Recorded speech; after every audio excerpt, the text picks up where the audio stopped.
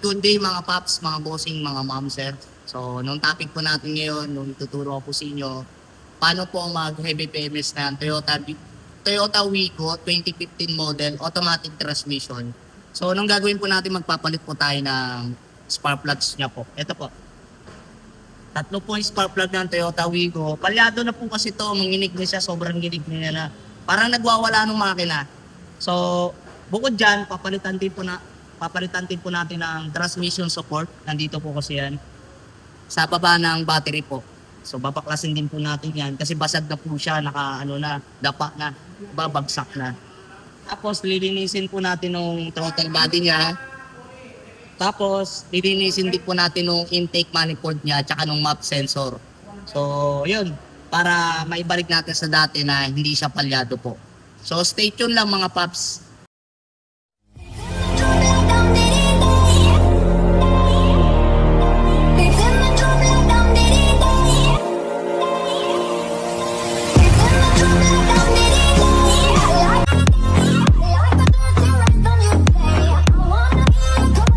Mga paps, pag nagpalit kayo ng spark plug, tanggalin nyo lang tong tornilyo na to na 10mm dito sa ignition coil, itong socket, para matanggal nyo nung itong ignition coil.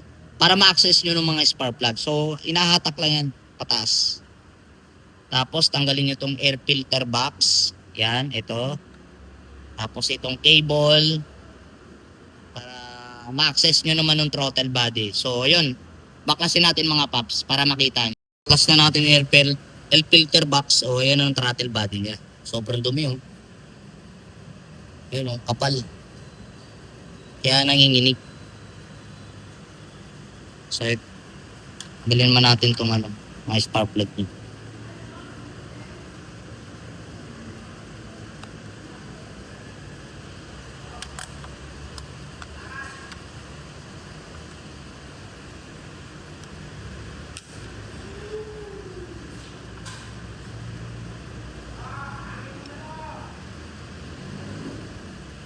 Klasa natin tong mga So, ganyan lang mga paps.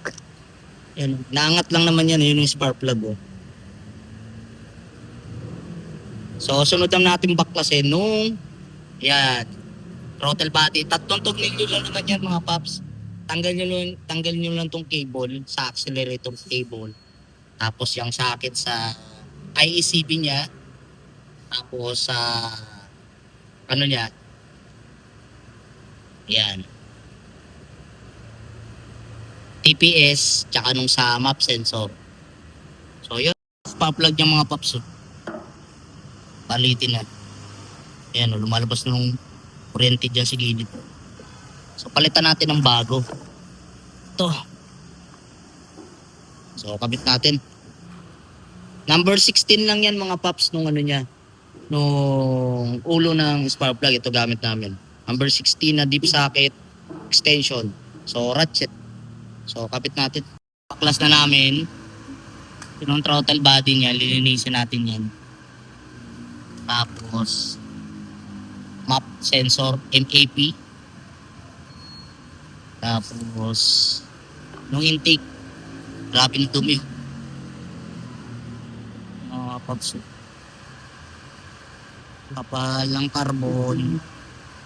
So, ayun. Lininisan na lang natin. Ito nang gamit namin panglinis. Ito para sa mga sensor. Tapos, yan.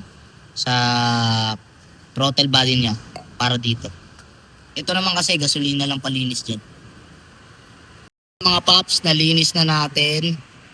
Malinis na nung IECB niya na sa kanina. Sobrang dumi.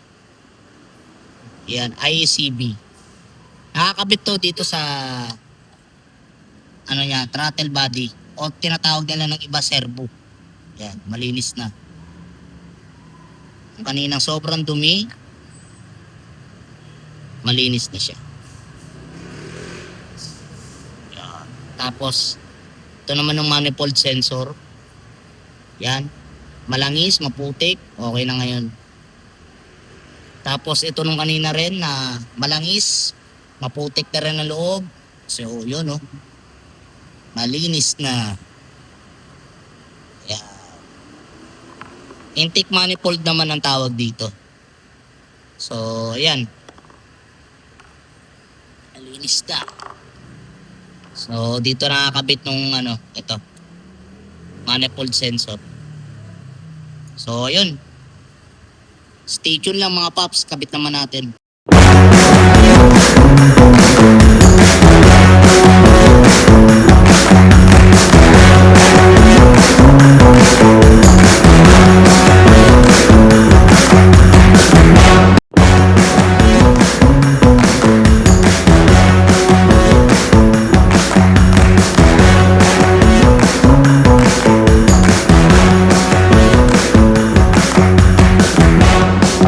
Binabaklas na namin ng transmission support.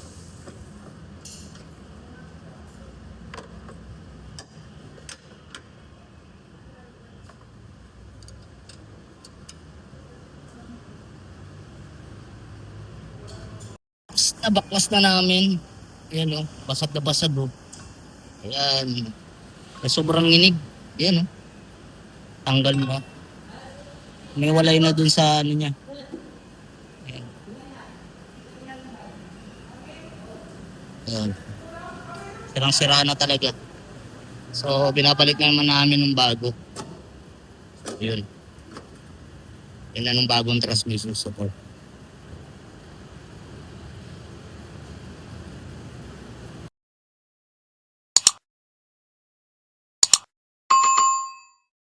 Ayan mga paps, natapos na natin yung heavy PMS, palitan ng spark plug, linisin na yung throttle body, map sensor, ICB, intake manifold, tsaka magpalit ng transmission support niya.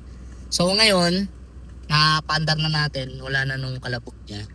So iscan natin kung may error pa siya. Kasi na-scan ko na to kanina, okay na siya, hindi ko lang ma-video agad kasi marami nakapila na customer. So yan, i-scan natin kung normal na nung niya. Wigo VE Next, diagnose, quick test. Kailangan mga paps, walang magra-red, kulay red. Pag kulay blue, binabasa niya pa lang yon. Pag kulay green po, ibig sabihin normal po. Kanina kasi nakailaw ng EBS tsaka EPS, gawa ng dati umina ang battery niya. So pag umina ang battery, lalabas talaga ang EBS. Tapos nung manobela, kasi titigas to eh. So ayun, nireset ko na para press na nung system niya. So ngayon, test drive naman po natin kung nagbago na nung performance niya, kasi may na tumatak mga paps. So test drive naman natin.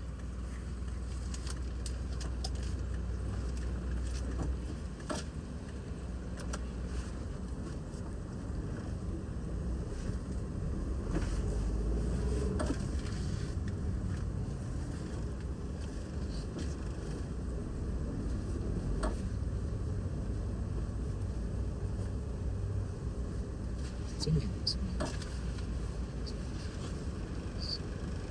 Closing.